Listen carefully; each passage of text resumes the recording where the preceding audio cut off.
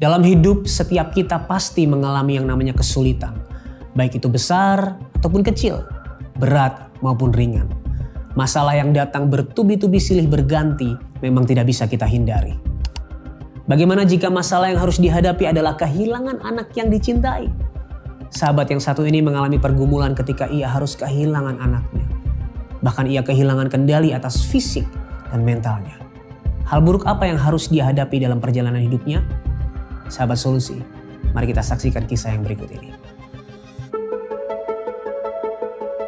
Saya berangkat ke Jerman di tahun 2007, memenuhi beasiswa untuk belajar di kota Leipzig, Jerman Timur.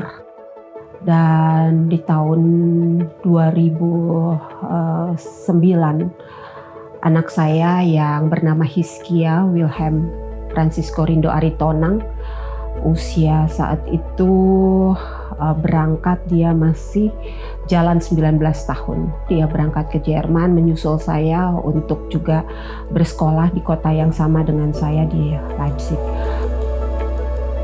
Saya punya harapan besar untuk anak saya bisa menjadi kebanggaan satu-satunya dari keluarga kami. Dan seperti itulah kenapa saya berusaha keras supaya dia bisa bersekolah sesuai dengan keinginan dan cita-cita dia.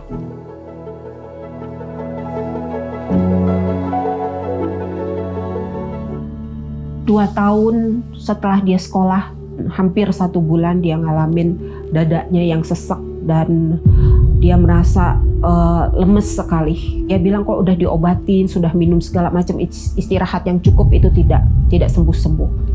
Saya minta tolong teman kantor saya untuk menjenguk dia. Dan saat itu fine-fine aja. Kondisi Hizkia walaupun flu, still he's okay gitu. Dia tetap bilang dia okay. Dan di hari Jumat dia kasih kabar bahwa dia udah sesak sekali. Teman apartemennya calling ambulance dan bawa Hizkia di ambulans.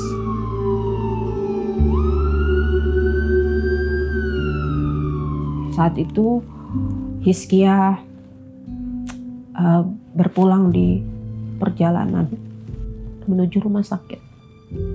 Saya diberi kabar setelah 5 jam.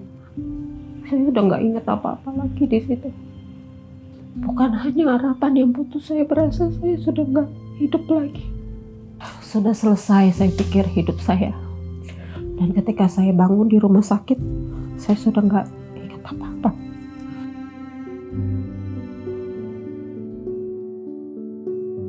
Saya beserta beberapa teman dekat dan orang kantor menemani saya untuk ke rumah duka.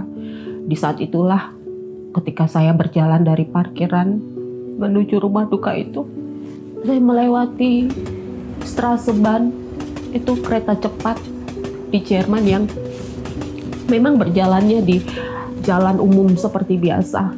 Saya lihat ada kereta cepat di ujung. Harus secepatnya ke arah kereta itu. Saya menabrakkan diri, lari. Ada satu orang, tak siapa yang saya kenal, yang menabrakkan saya, menabrakkan dirinya, dan saya kelempar ke aspal jalan. Orang-orang mengerubuni dan menolong saya dan memanggil ambulans. Saya dirawat 3 bulan di rumah sakit Kur.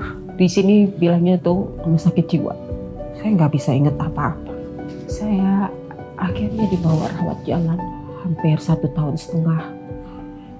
Saya harus rutin ke dokter. Saya hanya di terapi. Support terbesar nomor 1 untuk penyembuhan saya, keluarga dan gereja. Dan itu memang betul-betul mereka seperti merapatkan barisan untuk betul-betul menopang dan mendoakan saya pagi, siang, dan malam. Saya percaya itu pertolongan Tuhan. Dan hamba Tuhan inilah yang mendampingi dan menopang saya untuk bisa kembali melihat bagaimana karya Tuhan itu tetap ada di tengah-tengah semua kehancuran saya.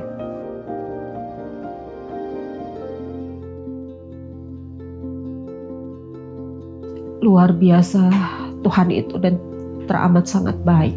Roma 8 ayat 28. Kita tahu sekarang bahwa Allah turut bekerja untuk segala sesuatu untuk mendatangkan kebaikan. Ayat itulah yang menjadi kekuatan saya bahwa Allah turut bekerja untuk apapun kehancuran, kesalahan, atau pilihan-pilihan yang saya perbuat yang tidak sesuai dengan kehendak Tuhan. Tuhan gak pernah ninggalin kita. Tuhan gak pernah ninggalin saya.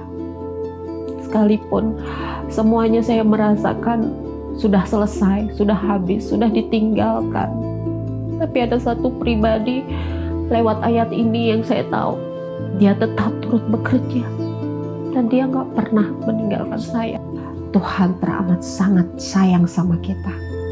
Kalaupun diizinkan segitu sakitnya, pasti ada penyertaan Tuhan. Pasti ada rancangan indah Tuhan.